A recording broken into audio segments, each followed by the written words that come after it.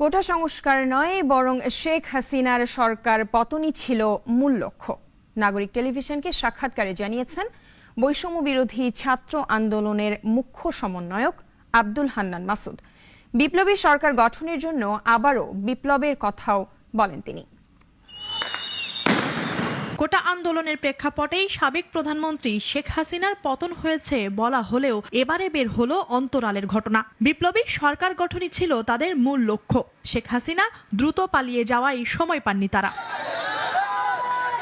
নাগরিক টেলিভিশনে দেওয়া এক সাক্ষাৎকারে একথা জানিয়েছেন বৈষম্য বিরোধী ছাত্র আন্দোলনের মুখ্য সমন্বয়ক আব্দুল হান্নান মাসুদ। বলেছেন, কোটা সংস্কার আন্দোলনের সূত্র ধরে সরকার পতন না ঘটলে বিকল্প পরিকল্পনাও ছিল তাদের। 16 তারিখের আগে যদি সরকার দাবি মেনে নিত তাহলে হয়তো বা আমাদের এই আন্দোলনটা, আমাদের এই সংগ্রামটা তো আর যেই সংগ্রাম আমরা গণতান্ত্রিক ছাত্র শক্তির ব্যানারে শুরু করেছিলাম সেই সংগ্রামটা শেষ হয়ে যেত না। সেটা তো চলমান থাকতো, সেটা অন্য আরেকটা পরিকল্পনা, সেটা হয়তো পরবর্তী আরেকটা সুযোগের অপেক্ষায় থাকতো।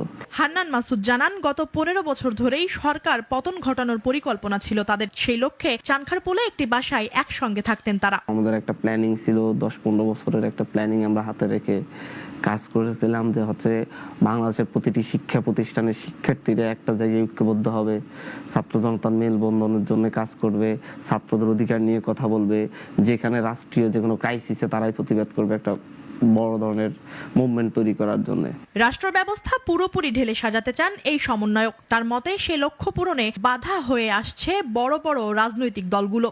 তাই দ্বিতীয় বিপ্লবের কথাও বলেন হান্নান মাসুদ। সেই জায়গা থেকে আমরা যে বাংলাদেশের স্বপ্ন দেখি সেটা হয়তো বাস্তবায়ন এই বিপ্লবের মতো দিয়ে হচ্ছে না, তবে আমরা দ্বিতীয় বিপ্লব হবে বাংলাদেশে।